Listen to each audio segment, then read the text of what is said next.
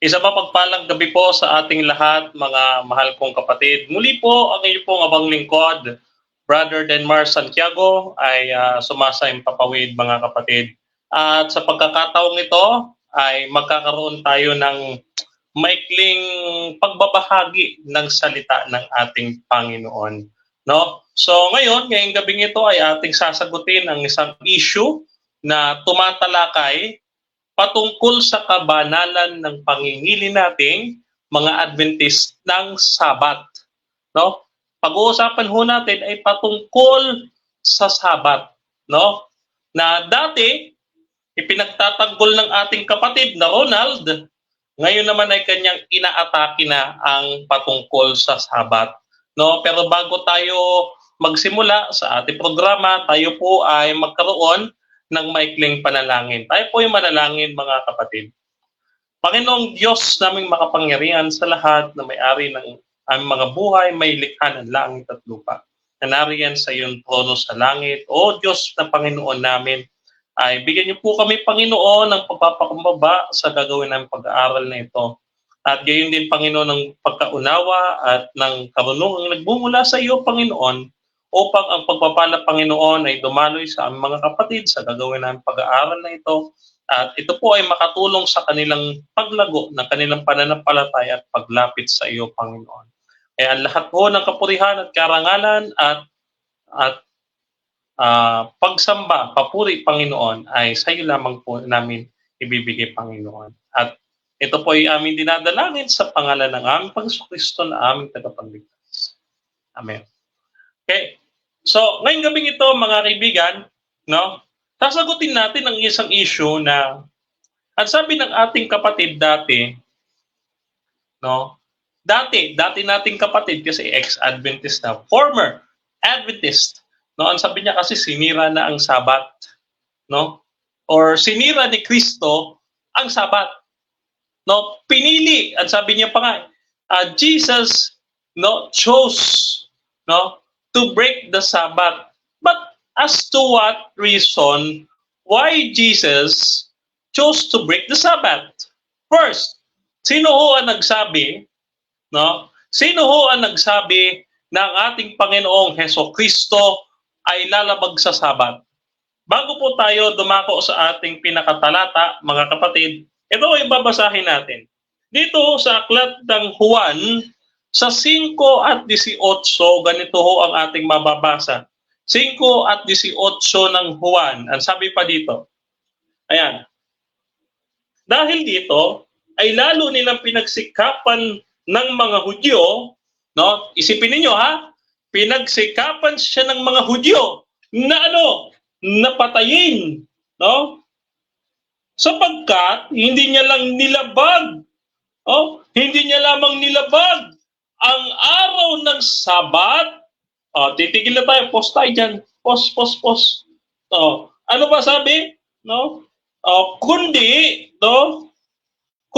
inaangkin niya sa kanyang sarili na siya ay kapantay ng Diyos. Kaya mga kapatid, ito hong talatang ito sa Juan 5:18, makikita natin sino ho ang nagsabi. Sino ho ang nagsabi na nilabag ng ating Panginoong Hesukristo ang araw ng Sabat? Sino hong nagsabi sa Biblia nito? Ulitin natin ang basa. Sabi dito, kaya dahil dito, lalong pinagsikapan ng mga Hudyo.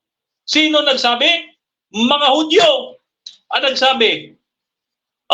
Kaya nga ipinapatay ang ating Panginoong dahil sa pag-aakusa na kanyang nilabag ang araw ng Sabat. No? Kaya nga namatay ang ating Panginoon sapagkat lagi siya nakikipagtalo sa mga Pariseyo. No? Ito ho. Subalit, no, ano pa sabi sa talata? Hindi niya lamang nilabag ang araw ng Sabat, kundi, no, inaangkin niya sa kanyang sarili, no, na siya ay kapantay ng Diyos. Kayo nagsasabi na nilabag ni Kristo ang Sabat. Ito paniniwala ninyo sa Biblia? Hindi kapantay ng ating Panginoon ang ating Ama na nasa langit. Hindi ho nga ba kapantay? Babasahin po natin. Dito ho sa talata ho ng Pilipos. Tingnan po natin kung hindi magkapantay ang ating Panginoon at ang Ama sa langit. Now, dito sa aklat ng Pilipos, mga kapatid, dito tayo sa mababasa. Sapagkat, kung hahanapan natin yung ating dating kapatid, kung saan nilabag ni Kristo ang Sabat, may mababasa ba? Wala. Wala siyang mababasa. No, kahit bigyan pa natin niya ng 1,000 piso, no, wala siyang mababasa na nilabag ng ating Panginoong Kristo ang Sabat. No? Ito po. Pilipos 2. No? Okay. Sabi ho dito sa aklat ni Pablo, no? Sabi dito, Pilipos 2:9. Ayan. Okay. Sabi dito, kaya nga mga minamahal, sabi dito ha. Okay. Ayan. Pilipos 2:9. Ayan. Palibasa siya ay natagpuan sa anyong tao, no? Siya ay, sabi dito, siya ay nagpakababa sa kanyang sarili at naging masunurin hanggang sa kamatayan sa krus, no? Kaya siya, sabi dito, no? Kaya siya ay itinaas ng Diyos at siya'y binigyan ng pangalang higit, no? Higit sa lahat ng pangalan upang sa pangalan ni Jesus, no? Ito yung kapangyarihan ng pangalan ni Jesus. Upang sa kapangyarihan, upang sa pangalan ni Jesus ay lumuhod ang bawat tuhod, no? Iluhod ang bawat tuhod sa langit at sa lupa at sa ilalim ng lupa at ipahayag ng bawat dila na si Jesucristo ay Panginoon sa ikaluluwalhati ng Diyos Ama. Ano ba sabi dito, no? Siya palibhasa ay nasa anyong Diyos. Hindi niya pinagpantay, no? Hindi niya pinagpantay kanyang sarili. Bakit? Siya ay nagpakumbaba sa kanyang sarili. Kapantay ho ba? Kapantay. Pareho silang Diyos. Ayan naman pala eh. No? Pareho silang Diyos. No? Kaya yung sinasabi na si Kristo nilabag niya ang Sabat. Saan mababasa na nilabag ni Kristo ang Sabat? At sino nagsabi? Hindi ba't mga Hudyo? Eto. Mabasa pa po tayo mga kapatid. Napaka-imposible ho talaga, no? At kahit sa ating imahinasyon na kung paano lalabagin ng ating Panginoon Kristo ang Sabat. Okay? Napaka-imposible ho. Ito tingnan ninyo. Dito sa Marcos, no? Dito po sa talatang 2. Sabi ay ganito.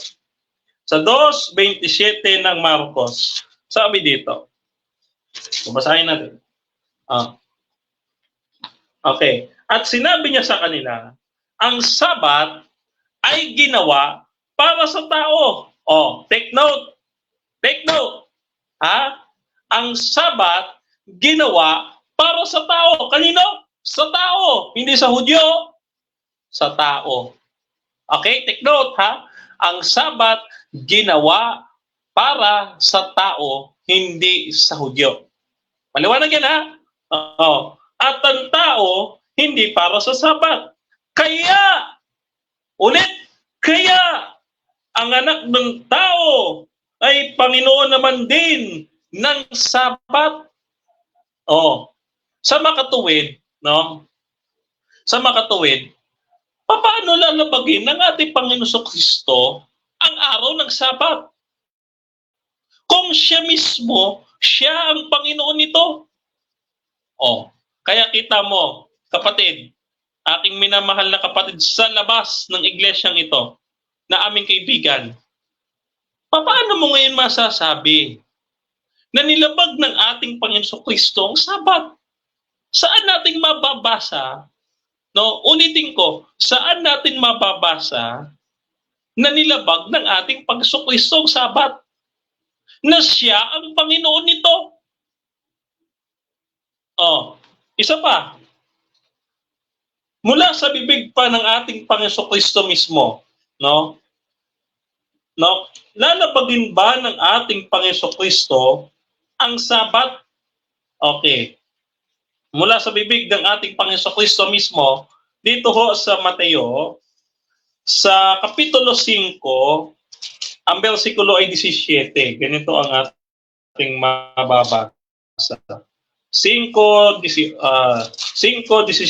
ng Mateo. Okay. Sabi dito. Okay. 5:17 ng Mateo. Okay. 17. Okay. Okay, sabi dito, huwag ninyong isipin na ako'y pumarito upang sirain ang kautusan at ang mga propeta, kundi narito ako upang tuparin ito, no? Sabi dito, no? Maliwanag at sabi dito sa talata, no? Ang sabi dito, huwag ninyong isipin ako'y pumarito upang sirain ang kautusan. Kasama ba Sabat? Yes, kasama Sabat, no? At mga propeta, no? Hindi niya daw sinira ang kautusan, kundi upang tuparin. Tinupad ba ng ating Panginoon Kristo nakasulat dito? Basa, Lucas 4:16. Ito, Lucas 4:16, no, ng Lucas. Ang sabi pa ay ganito, sa Lucas 4:16. Okay? Lucas 4:16. Ganito sabi, dumating siya sa Nazareth na kanyang nilakihan. So dito siya nanirahan at lumaki, no? Tumanda siya dito. At siya'y pumaw ng Sabat, no? Gaya, tulad ng kanyang nakaugalian at tumindig upang bumasa. Ay maliwanag. Maliwanag ho sa talatang ito ng Lucas 4, no, Kapitulo 4, versikulo 16, na ang ating Panginoon Kristo nangili ng Sabat. Ang sabi niya, hindi ko nga sisirain. Bakit ang sabi ng ating kapatid na nasa labas, sinira doon ni Kristo ang Sabat? Saan mababasa? Ulitin ko. Uulitin ko ang tanong. Kung tayo magdidebate, ito tanong ko. Saan mababasa, letra por letra, verbatim, dito sa Biblia, no, na sinira ni Kristo ang Sabat? Saan? Anong kapitulo? Anong bersikulo? Tanong. Sagot. Eto tanong. Nasaan ang sagot? Yan. Saan? Saan mababasa na nilabag ng ating Panginoong Kristo at hindi siya nangili ng Sabat? Kaya, kung yung ating kapatid sasagot, no, kung yung ating minamahal at iniibig na kapatid at dating hinahanga ang magaling, isa sa pinakamahusay at respetadong debater ng Seventh-day Adventist, no, ay ating makakausap. Ito paksa, patutunayan ko na ang ating Panginoong Kristo hindi niya sinira ang Sabat. Letra por letra sa Biblia. Hindi niya sinira ang Sabat. Dahil siya ay Panginoon Sabat. Number 1. Number 2, hindi niya sisirain ang Sabat. Sabi niya, sino marunong? Ikaw o si Kristo? Sino ba paniniwalaan ko? Ikaw o si Kristo? Sinabi niya na hindi niya nalalabagin ang Sabat. Tapos sasabihin mo, sinira niya ang Sabat? Ay, nako. Eto. Ngayon, eto pa.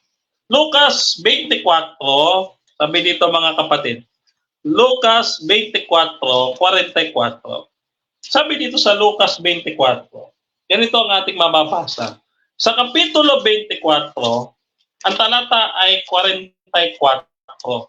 Okay.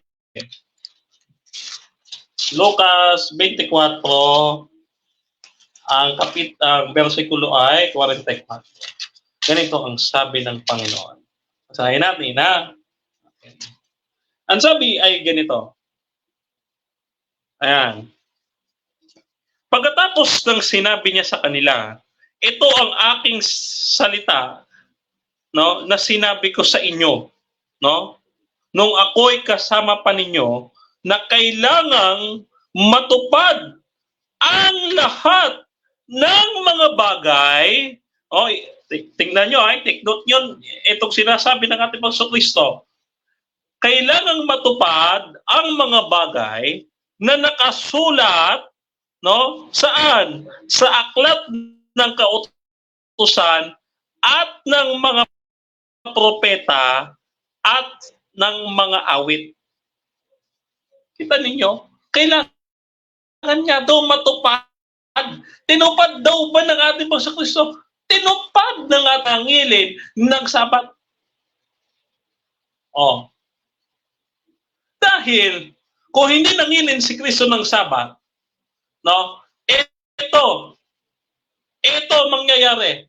Kapag ang ating Panginoon Kristo lumabag sa Sabat, ano ang mangyayari sa ating Panginoong Heso Kristo? Basahin ho natin. Ito sa Santiago, no? James, ang kapitulo ho ay 2 at ang versikulo ay 10. Ganito ho ang ating mababasa. 2:10 ng Santiago. Ang sabi dito ay ganito. No? Sapagkat sino man tumutupad ng buong kautusan, subalit lumabag sa isa, ay nagkakasala na lahat. Oh, ngayon, question, tatanggapin ba ng mga nagsasabi na ang ating Panginoon Kristo ay lumabag sa Sabat, ay tatanggapin nyo rin ang sinasabi ng Biblia na ang ating Panginoon Kristo nagkasala dahil lumabag sa Sabat? Nagkasala ba ang ating Panginoon Kristo? Ito na susulat. Una Pedro 2, no? 2:21 hanggang 22. Sabi dito. Basahin natin. 2:21. 21. Siya'y hindi ayan, no? Siya'y hindi nagkasala, no? Ayan, hindi nagkasala at walang anumang pandaraya sa kanyang bibig. Ang tinutukoy, no? Ang tinutukoy dito ni Pedro, ni Apostol Pedro ay ang ating Panginoong Hesukristo. Siya'y hindi kailanman nagkasala. Bakit kaya sinasabi ni Ronald na nagkasala ang ating Panginoon dahil lumabag, sinira at lumabag sa araw ng Sabat? Unang-una, wala siyang mababasa. Ang ating Panginoon, sinira ang Sabat. Kalawa, wala siyang mababasa na si Kristo nilabag niya ang Sabat. Ikatlo, wala rin siyang mababasa na noong nagkaroon na ng spiritual rest, yung gusto niya ipatungkol doon sa Sabbath in Christ, ay inalis na ang ika-4 na utos. Wala kang mababasa na inalis ang ika-4 na utos noong meron ng spiritual rest. Walang ganon. Walang ganon, Ronald. Ngayon, ano ba mangyayari sa ating Panginoong Kristo kung siya'y lalabag sa araw ng Sabat? Ang sabi ni Juan, dito naman tayo sa Juan. Dito po sa Juan 3:4. Ang sabi ho ni Juan ay ganito. Unang Juan, ang talata ay 3, no, versikulo 4. Ito ang ating mababasa. Ang sabi ay ganito. Ayan. Okay, sabi dito, no? Ayan. Ang kasalanan, yan, ayon dito ha, kasalanan nga sabi, no, ay paglabag sa kautusan. Maliwanag ho yan dito. No? Maliwanag ho yan dito. Ang tao nagkakasala sapagkat, no, siya ay lumalabag sa kautusan. Paano magkakasala ang isang tao kung walang kautusan? Maliwanag ho dito. Ano ho ang standard ng Diyos? Paano sasabihin ng Diyos na siya, no, ang isang tao nagkakasala? Ano ho ang magiging standard ng Diyos? Ang magiging standard ng Diyos, no, ay yung kautusan. Kung walang kautusan, paano ngayon hahatulan ng Diyos ang tao? So, kung nilabag ng ating Panginoong Kristo ang kautusan, siya'y nagkakasala na. Subalit, sa panaginip na lang siguro ni Ronald, sa other world na lang siguro, natin mababasa na nilabag ng ating Panginoong Kristo ang araw ng Sabat. Ha? Maniwanag ho yan. Ngayon, tignan natin kung may nagko-comment, baka naman sabihin ninyo si Brother Denmar masyadong snabero. Wala pa po nagko-comment, wala pa ako nakikita dito sa aking ano. Ewan ko, baka hindi lang lumalabas. Sabi kasi dito, some other comments are not showing up like that. So, I don't know. So, let's continue, no? So, mamaya siguro basahin ko yung mga comment niyo kung meron, okay? So, dito, sa pagpapatuloy natin, na-establish natin mga kapatid na ang ating Panginoong Kristo, hindi talaga siya lumabag sa Sabat. Hindi siya lumabag sa Sabat, bagkus tinupad niya ito. Siya ay Panginoon ng Sabat at hindi siya pwedeng magkasala dahil siya ay tunay na Diyos. Ngayon, baka sabihin ng ating kapatid, piniling ang labagin ni Kristo ang Sabat ng mga Pariseo at mga Hudyo. Kasi nga, gustong ipaliwanag o gustong bigyan ng kahulugan ng ating Panginoong Kristo, no? Gusto niya ituwid ang kahulugan ng ating Panginoong Kristo ng salitang Sabat. Gustong ilagay ng ating dating kapatid, no, na si Ronald, na yung Sabat ay nakay Kristo na. Tandaan din natin, si Kristo, Panginoon ng Sabat. Hindi siya ang Sabat, kundi siya ang Panginoon ng Sabat. Ngayon, babasahin natin yung kanyang paboritong aklat. Dito ho sa Hebreo, sa talatang 4, versikulo 4, kapitulo 4, no? Ang versikulo ho ay 9. Ganito ang ating mababasa sa sulat ni Pablo sa mga taga-Hebreo.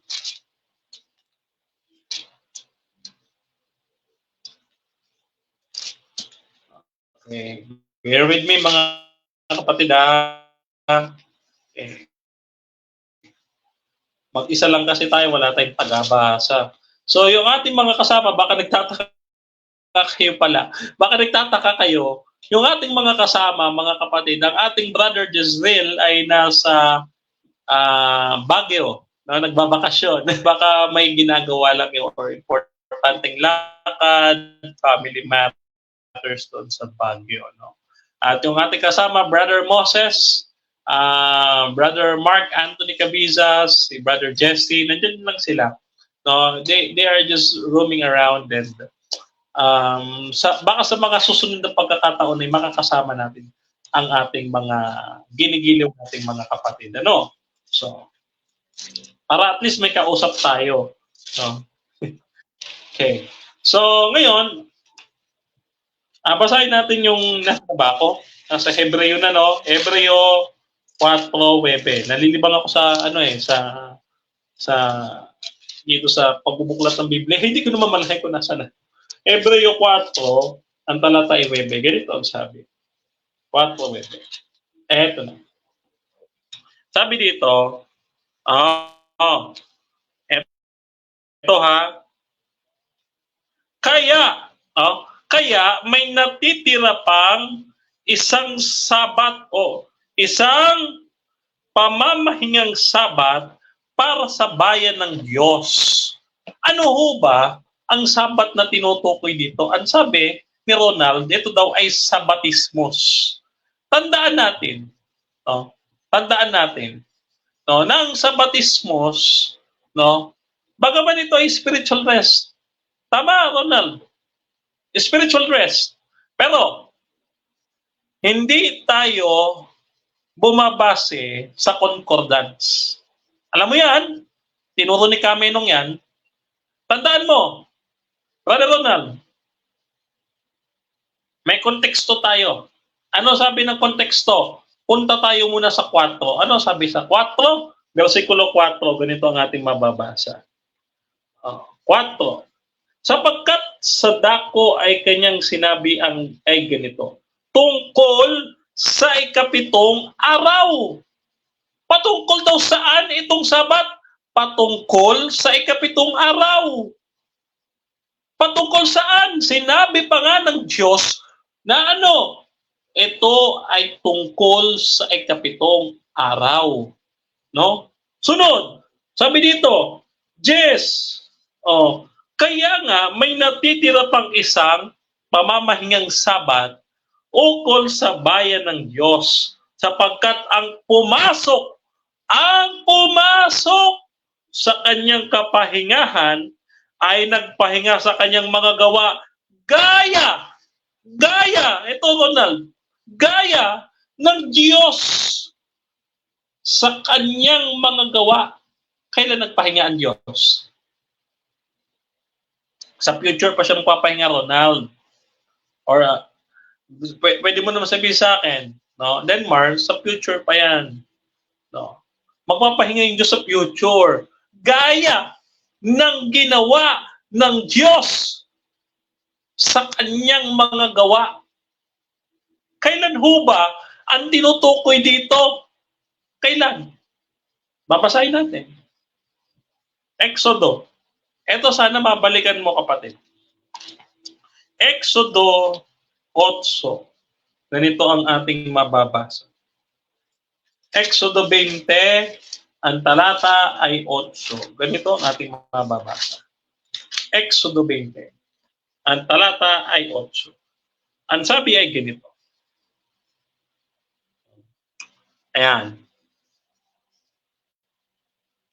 Alalahanin mo ang araw ng Sabat, no, upang ingatan itong banal.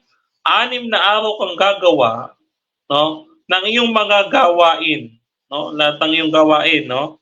Ngunit ang ikapitong araw na Sabat ay sa Panginoon mong Diyos. Sa araw na ito, teka na wala. Sa araw na ito, wala talaga eh. Sabi dito, 28.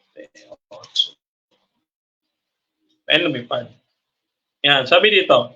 Ngunit, no, ang ikapitong araw na Sabat ay sa Panginoon mong Diyos. Sa araw na ito, huwag kang gagawa ng anumang gawain. Ikaw o ang iyong anak na lalaki o ang iyong anak na babae, ang iyong aliping lalaki, ang iyong aliping babae, nasa loob ng iyong mga pintuan. Tandaan niyo ha, hindi ito para sa Israel. Ano sabi? Dayuhan sa loob ng iyong pintuan. Pag sinabing dayuhan, foreigner, di ba? Sa English. Sabi pa dito, sapagkat sa loob ng 6 na araw ay ginawa ng Panginoon, ito na Ronald, ang langit at ang lupa, ang dagat at lahat, no? Lahat at nagpahinga sa kanyang mga gawa. Kaya't binasbasan ng Panginoon ang araw ng Sabat at ginawa itong banal. Ayun naman pala no? Kailan nagpahinga ang Diyos sa kanyang mga gawa.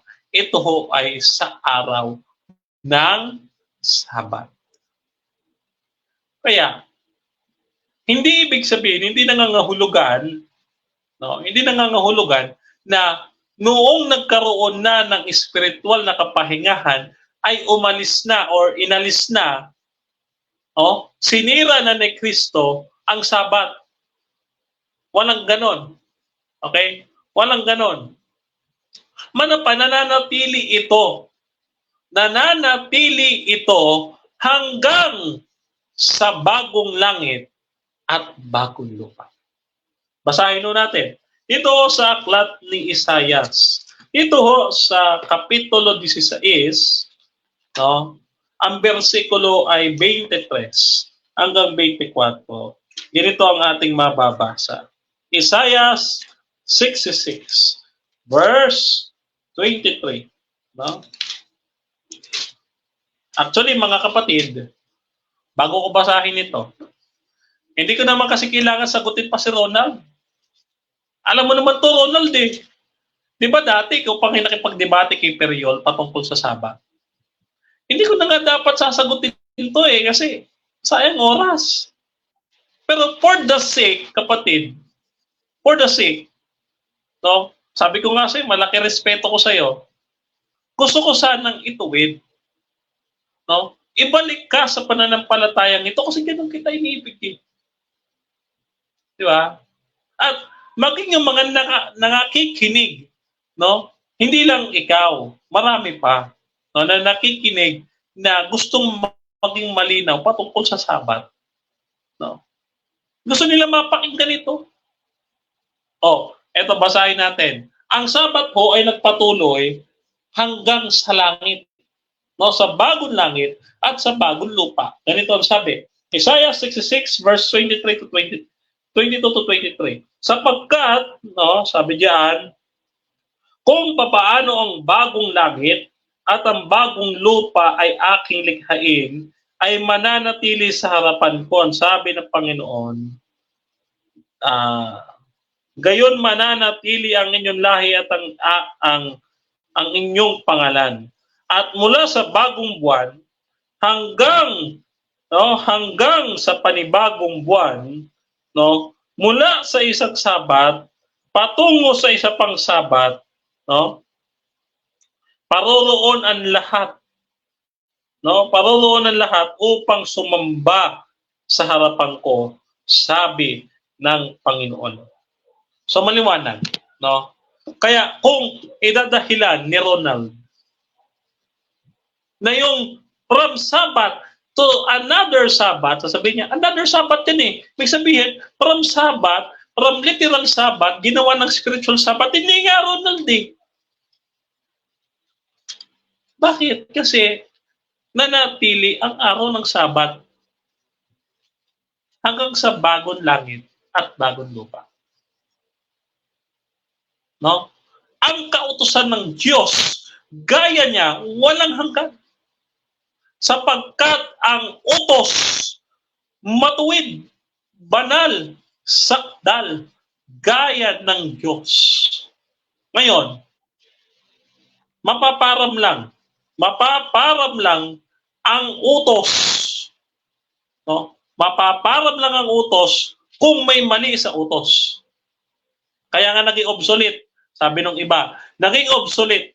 No, bakit? Kasi may mali sa utos. Ito. Babalik tayo doon sa Mateo 5. 5:17 hanggang 18. Babasahin natin yung 18. Sabi dito sa Mateo. Mateo 5:18. Ganito ang sinasabi. Mateo 5:18. Sabi ganito.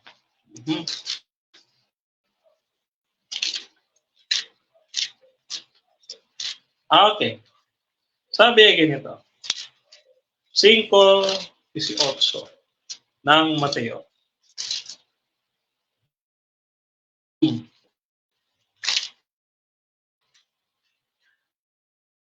Eto sabi.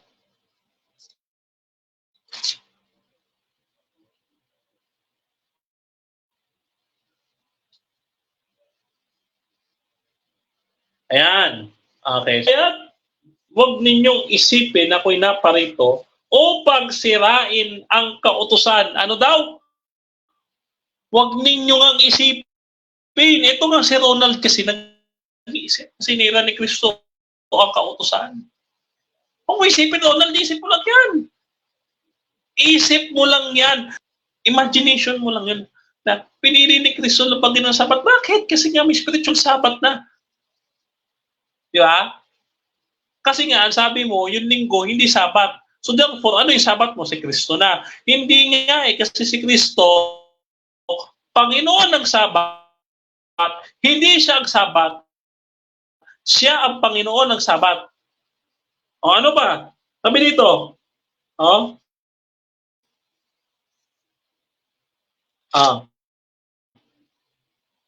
Huwag ninyong isipin ako'y naparito pang sirain ang kautusan o ang mga propeta, no?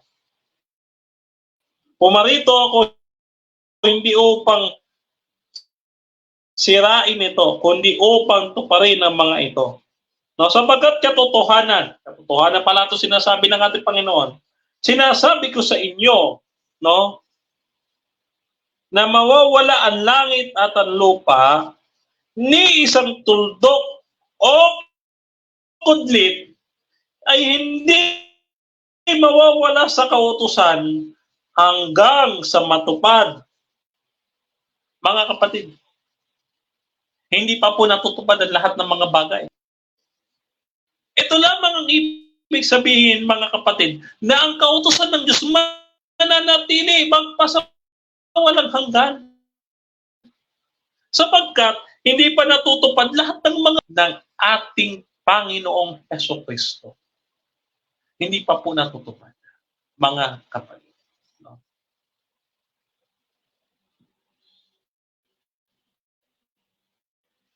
Okay.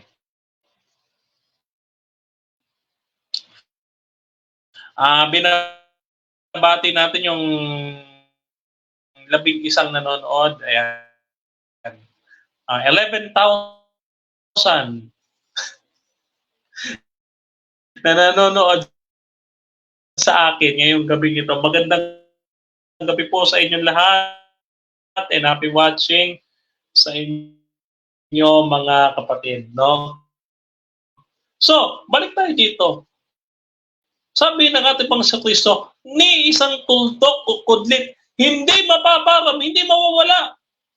So, wala na. Eto, tanong. Ito. Ang sabi ng mga Dumengista, mga Labagista, born against man yan or what? No, kasi bagsa, kautusan, di ba ang born again, nagbago buhay?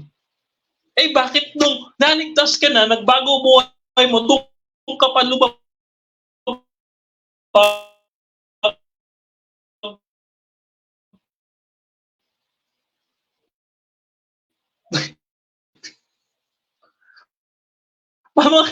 Teka, parang illogical. Kung kailan ka naligtas, doon ka lumabag.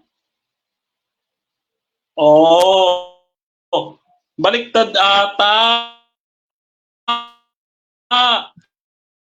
Di ba? Kapag ano sabi? Ang pagsalangsang sa utos ay kasalanan. Di ba? So, ang paglabag sa kautosan ay kasalanan. No, ngayon, ito nga yung tanong natin. No? Ang sabi nila, pinakalimot na sa Osyas ang Sabat. Pinakalimot na. Sa panaghoy, ano sabi, paglilikatin ko ang yung mga Sabat. Paglilikatin daw, paglilikatin. Colossus 2, no? Ipinako na sa krus. Sabi diyan. No? Ano ba maninira nila sa Sabat? No? Ang sabi nila dito, dito, no? Ayan, Colossus, no? Colossus, bakit ko na ba yung Colossus? Ay pinako. Oh, eto, sa tatlong ito at sa iba pang mga talata, no? Mga talata gaya ng Isaiah chapter 1 verse 8 na yung araw doon ng Sabat ay karumal-dumal sa Diyos. Eto, yung mga talatang ang binanggit natin, ang sabi mo, Ronald, sisirain ng kautusan.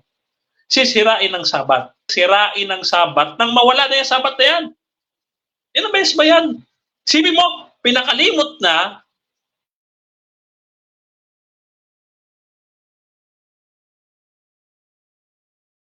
pinaglikat pa, ipinako, makalimutan mo talaga.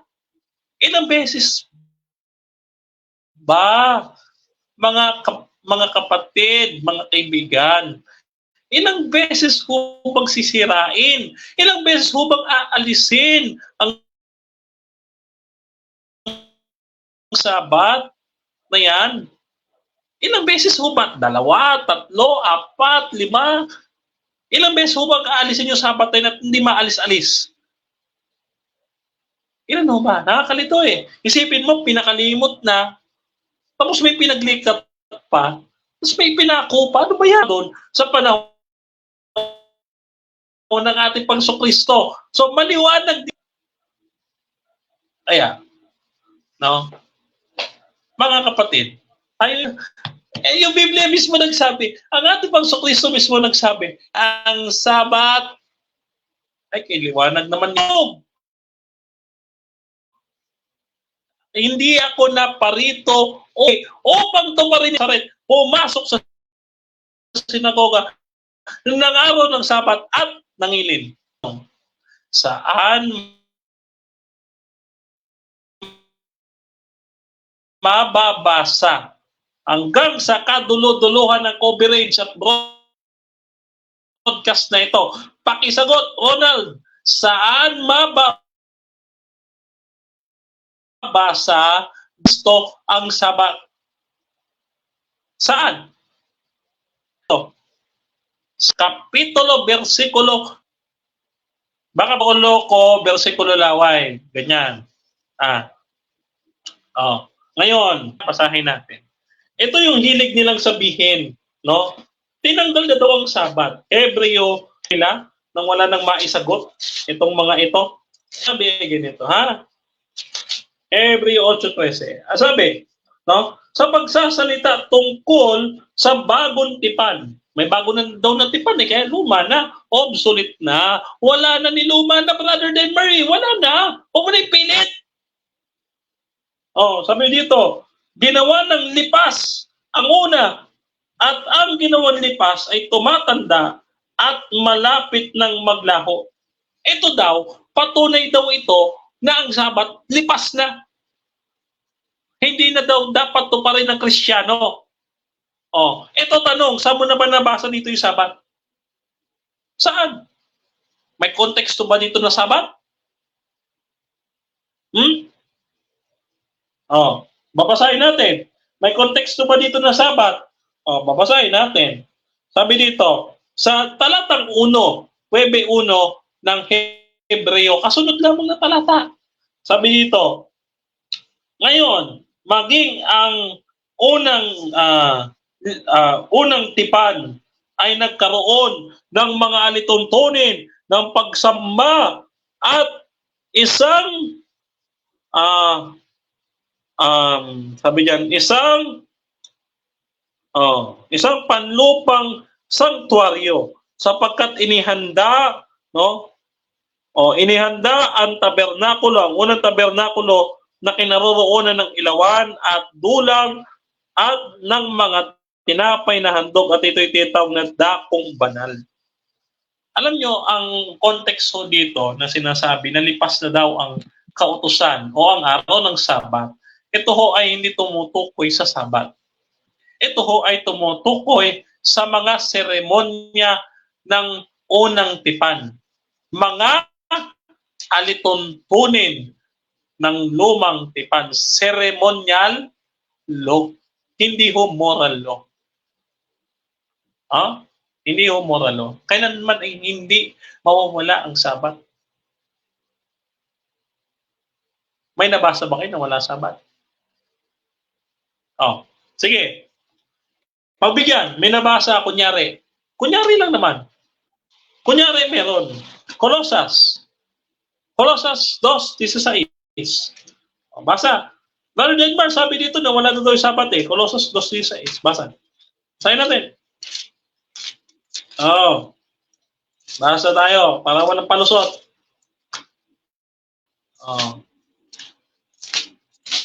Para wala nang lusot. Ang dami tayo pang sinasabi. Ito Colossus 2:16. Ganito sabi.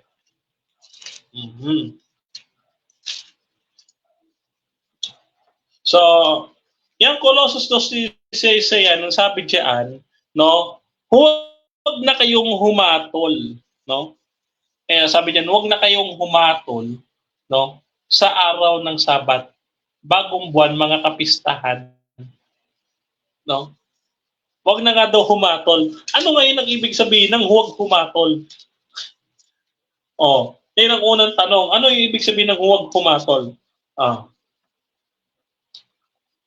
Sabi diyan, ito babasahin natin para maging maliwanag. Colossus 2:16. Ito sabi. Kaya ang sino man, no, ay huwag, sabi diyan. Ang sino man ay huwag humatol, no? Huwag humatol sa araw ng Sabat, sa bagong buwan, o ng kapistahan man, no? Kaya nasabi diyan, no? So maliwanag dito, no? Ayan, tungkol sa kapistahan, no, bagong buwan at araw ng Sabat. No, ang mga ito ay anino ng mga bagay na darating, ngunit ang katuparan ay kay Kristo. Sasabihin na naman nila, si Kristo ang Sabat, kasi nga yung Sabat, si Kristo katuparan. Hindi nga eh. Hindi nga ho ganun ang ibig sabihin ng konteksto. Ano ang ibig sabihin ng konteksto dito? No, ang sabi dito sa 14, no? At pinawi ang sulat kamay na laban sa atin, no? Na nasa mga tuntuning salungat sa atin, at ito'y kanyang inalis, ipinako sa krus. Ano daw ang inalis at ipinako sa krus? Ang sabi, mga kapatid, mga alituntunin na labag sa atin. Ito yung mga kaparusahan, kahatulan. Kaya ang sabi, huwag na kayong pumatol. Ibig sabihin, kapag ka may hindi nangili ng Sabat, halimbawa, kapatid natin sa iglesia, umabsent kahit isang beses lang, huwag nating hatulan. Ang ibig sabihin ni Pablo, huwag na tayong maging judgmental. Hindi sinasabi dito na ipinako na sa krus ang Sabat at wala na. Hindi ho ganun ang konteksto. Malabo sa sabaw ng pusit yung gusto nilang palabasin sa talata. Maliwanag. Kaya nga ano sabi, yung mga alituntuning mga labag sa atin. Ito nga kasi mga palatuntunan na ito yung mga parusa, babatuhin ka pagka, halimbawa, nahuli ka nangangalon niya. Diba? Nahuli ka nangangalon niya, papatayin ka sa pamamagitan ng pagbabato. Yan. Pero inalis na yon, ipinako na sa krus. Yan. So, ayan ho ang tawag ho dyan, mga kapatid, ay hindi ceremonial law. No? Ang tawag ho dyan ay mga kahatulan. Kahatulan at mga alituntunin na may kaugnayan sa hatol.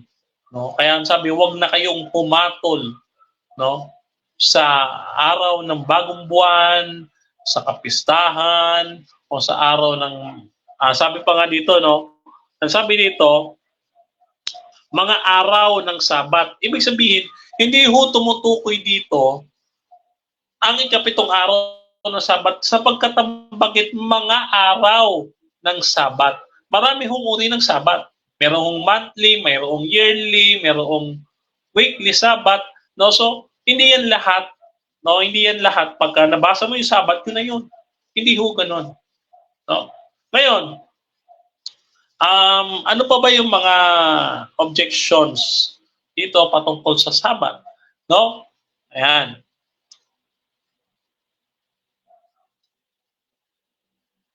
Okay. Siguro ito na yung panghuli. No? Sabi dito, ito daw ay para lang sa Hudyo. No? Ang Sabat daw ay para sa Hudyo, hindi naman dito para sa Kristiyano. Yan. Brother Denver, bakit mo pinipilit sa amin mangilin ng Sabat? Yan ay para sa Hudyo. Kasi mababasa nga naman dito sa Deuteronomy 5:15. Basahin muna natin. 5:15 ng Deuteronomy. Ang sabi ganito. Para ho ako nagba-Bible study dito eh. No? Anyway, Deuteronomy 5:15. Mga kapatid, mga kaibigan na, paki-share ang ating video na ito, no? 5:15 ng Ipangilin mo ang araw ng Sabat at ingatan nitong banal, gaya ng inuutos sa iyo ng Panginoon mong Diyos. 6 na araw kang gagawa ng buong iyong gagawin ng lahat ng iyong gawain. Ngunit, ang ikapitong araw ng Sabat ay sa Panginoon mong Diyos. Sa araw na ito, huwag kang gagawa ng anumang gawa. Ikaw ang iyong anak na lalaki, ang iyong anak na babae, ang iyong aliping lalaki o aliping babae, ang iyong baka at ang iyong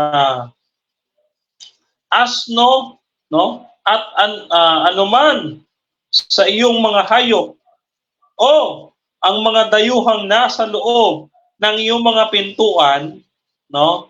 Upang ang iyong aliping lalaki at aliping babae ay makapagpahinga gaya mo, no?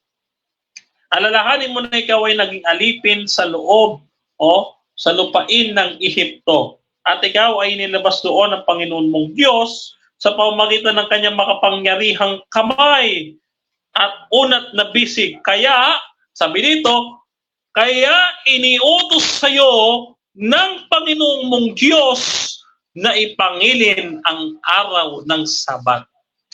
Okay. Ito ba ay patungkol sa sinasabi ng marami na ang Sabat ay para lang sa Hudyo? Ito, number 1. Mula doon sa ating binasa, may nabasa ba kayo doon na yun ay para lang sa Hudyo? Gaya ho ng ating pinag-aralan kanina, no? Ang Sabat ay para sa tao. Hindi ho para sa Hudyo, para sa tao. Kaya kung ikaw ay tao, mangiling ka ng Sabat. Ecclesiastes 12:13, ang katungkulan, buong katungkulan ng tao ay ang sundin ang kanyang mga utos. No? Ano pa?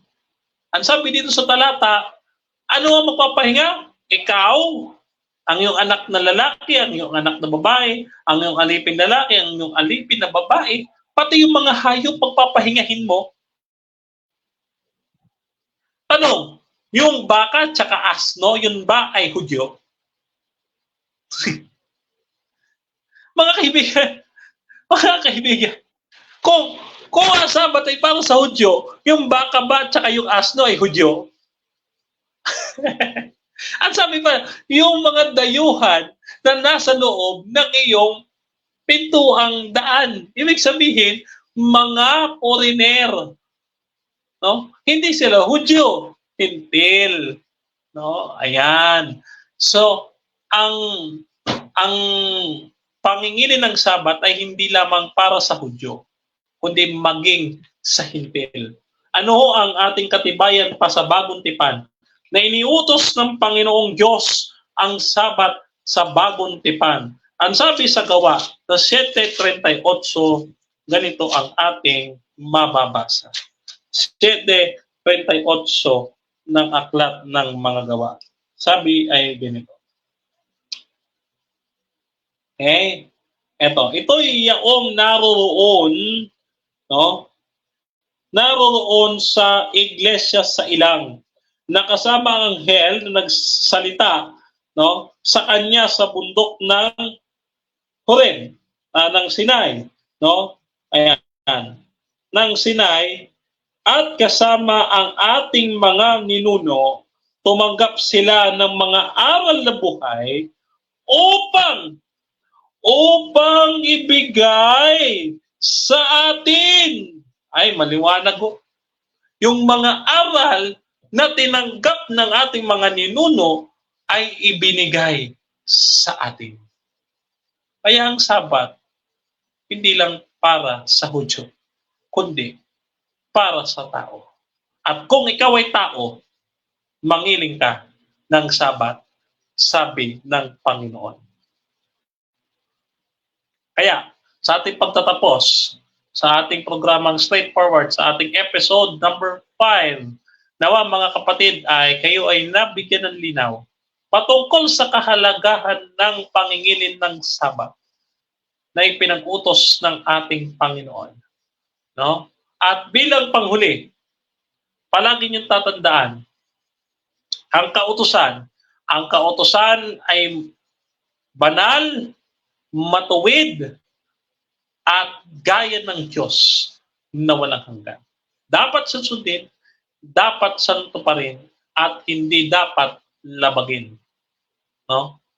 So, ano man ang sabihin nila na expired na ang Sabat, no, at wala nang bisa ito, walang katotohanan. Sapagkat kung walang bisa, ano pa't sinabi ng ating Panginoon na hindi siya naparito upang sirain ang kautusan, kundi upang tuparin ito, at kahit isang kudlit o tuldok sa kautusan ay hindi mawawala sa kautusan kahit maparam ang langit at ang lupa. Kaya, nawa, pagpalain tayong lahat ng ating Panginoon sa ating ginawang pag-aaral na ito at tatapusin natin ang ating pag-aaral sa isang maikling panalangin. Samahan po ninyo ang inyong abang lingkod sa panalangin. Panginoong Diyos namin makapangyarihan sa lahat na nasa iyong luklukan sa langit, pinupuri at niluluwalhati namin ang iyong dakilang pangalan o Panginoon. At Panginoon, sa pagkakataong ito, ikaw ay aming pinasasalamatan sa karunungang ibinigay mo sa amin, Panginoon. Ito po, Panginoon, ay ibinabalik namin sa iyo lahat ng papuri, Panginoon, sa aming na aming natatanggap, Panginoon. At nawa, Panginoon, sa aking ginawa na pagsasalita sa kanila, Panginoon, ay hindi ako ang kanila nakita, kundi kayo, Panginoon, na nawa ako ay inyong itinagos sa inyong anino, Panginoon, sa inyong mapagpalang kamay, Panginoon, upang nawa, Panginoon, ay makita nila na ikaw ang nagsasalita sa pamamagitan ng aking mga bibig at ikaw ay pinupuri at niluluwalhati at pinararangalan ng iyong lingkod, Panginoon. Kami ay nagpapasalamat sa gabing ito, Panginoon, na kami inyong tinuruan at pinagpala, Panginoon, ang aming buong sambahayan, kami at ang buong naming sambahayan, gayon din ang aming buong iglesia kung saan man kami naka-member, Panginoon, gayon din ang aming mga pastor, ang aming mga elders, ang aming mga care groups, no? Pinagpala nyo na po ito, Panginoon. At ito'y aming tinatanggap, Panginoon, at pinagpapasalamat sa iyo ng walang hanggan, Panginoon. At muli po, Panginoon, pansamantala po kami magpapahinga sa aming pagpapagal sa buong araw na ito, Panginoon. Subalit kinabukasan, Panginoon, muli po, nawa ay hinihiling po namin ang kalakasan at panibagong buhay upang magamit sa lalong paglilingkod sa iyo at sa iyong nalalabing iglesia. Maraming salamat po, Panginoon, at lahat ng ito ay aming dinadalangin sa matamis na pangalan ng aming Panginoong Jesucristo. Amen. Pagpalain kayo nawa ng ating Panginoong Diyos, ang Ama, Anak, at ng Espiritu Santo. No? Maraming salamat po sa inyong pagtutok sa Straightforward. yan po sa AYDM Apologetics or Adventist Disciples, Adventist Youth Disciples Ministry Apologetics. No? Muli po, sa ngalan ng aking mga kasama dito sa ating programa, ang inyong abang lingkod, Brother Denmar Santiago, ay nagpapasalamat sa inyo at walang hanggang pagpapasalamat sa inyo sa inyong pagsuporta sa ating humble ministry. Now muli po, hanggang sa susunod na linggo, dito lamang po yan sa Straightforward. Abangan niyo po every Sunday, 6 p.m. dyan po sa AYDM Apologetics page. No? Maraming salamat po and good night. Pagpalain po tayo ng ating Panginoon.